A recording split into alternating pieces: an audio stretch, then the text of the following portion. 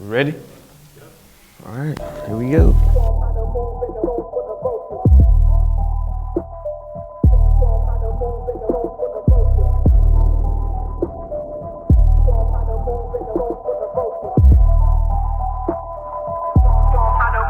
What's going on, y'all? My name is Rudy from the south side of Chicago. I'm ready whenever you're ready. I show these little niggas how to move in silence. Oh yeah, Heartbreak Hotel. I don't know how many of y'all know about that. But really, what I want to talk about is I've been watching, a lot of people give their opinions about certain issues. And I found out most of our information is based off us trying to analyze and use context and suggestion. So it's not even accurate. For instance, you hear a lot of people talk about CIs and this big thing going on with big meats and stuff like that, right? Without even me really going deep into that situation, I want to first explain to you what a CI is, right? We know the word confidential informant, right? So when you cooperate with the police, that doesn't make you a CI. See, these words are legal terms and they actually have meaning behind them. That makes a person a snitch. A CI is when you're sworn in. And I'm going to tell you the reason why.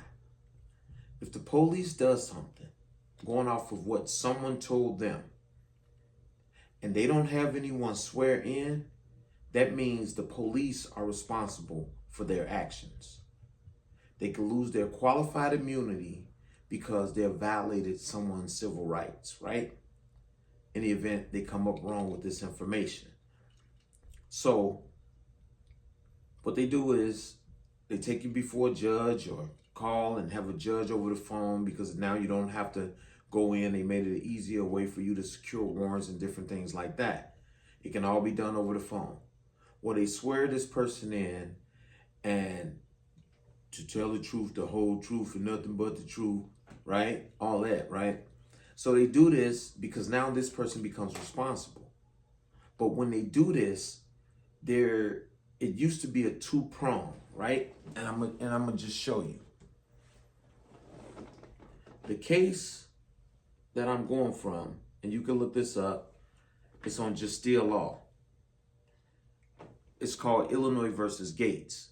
But the first two cases before Illinois versus Gates was Aguilera and Spinelli.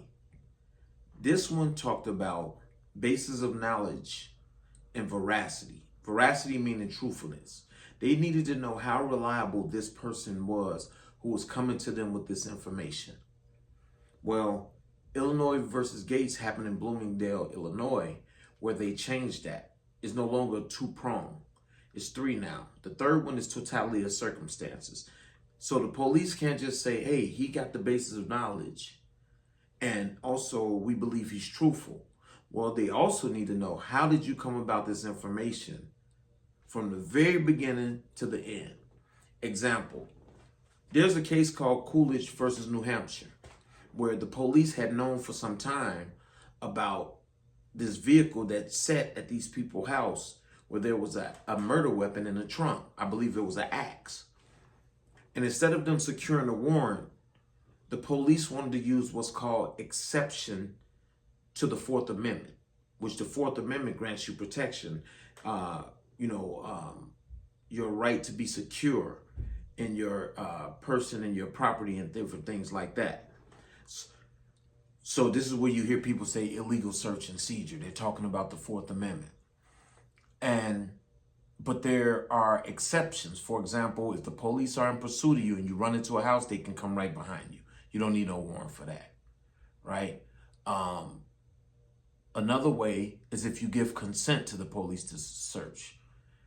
Well, in the case of Coolidge versus New Hampshire, what happened was the police knew for some time about a weapon in the trunk of a car. But they tried to use the other exception, which is automobile exception, because a vehicle can leave the jurisdiction. But the judge said, wait, but you've known for some time that that vehicle was there and that that weapon was possibly in the trunk. So you had time to secure a warrant, right? So this is the reason why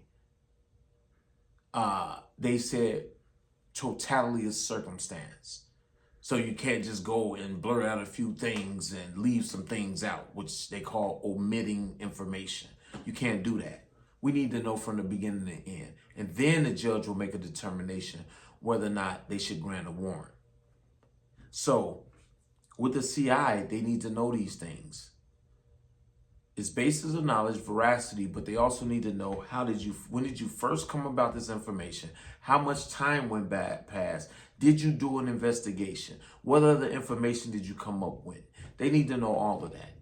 And the CI has to be sworn in. So that's the first thing you need to know when you start speaking on the CI.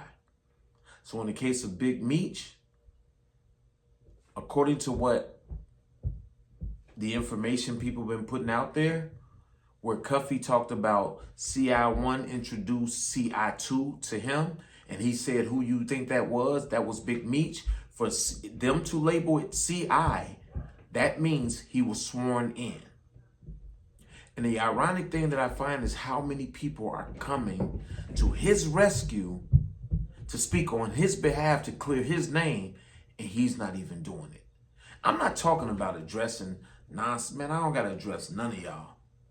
I'm talking about in the sense like this. If someone's calling you something, the first thing you should have said was, look, I'm not even finna argue with y'all. It's open records. Here's my case number. Go look for yourself. He's not even offering that. So that right there raised antennas for me. And the fact you got people like Al Prophet, y'all know Al Prophet, the white guy, he got the show where he talks about the gangsters. Well, he was a state witness too. Go look him up. 17-year-old boy got killed. So all these people are coming to the rescue of him only tells me, or leads me to believe, I should say, that the guy who everybody's talking about is probably an informant, meaning still working for the government. I'll conclude right there for now, and we'll resume with something else later. Abstract. Yeah.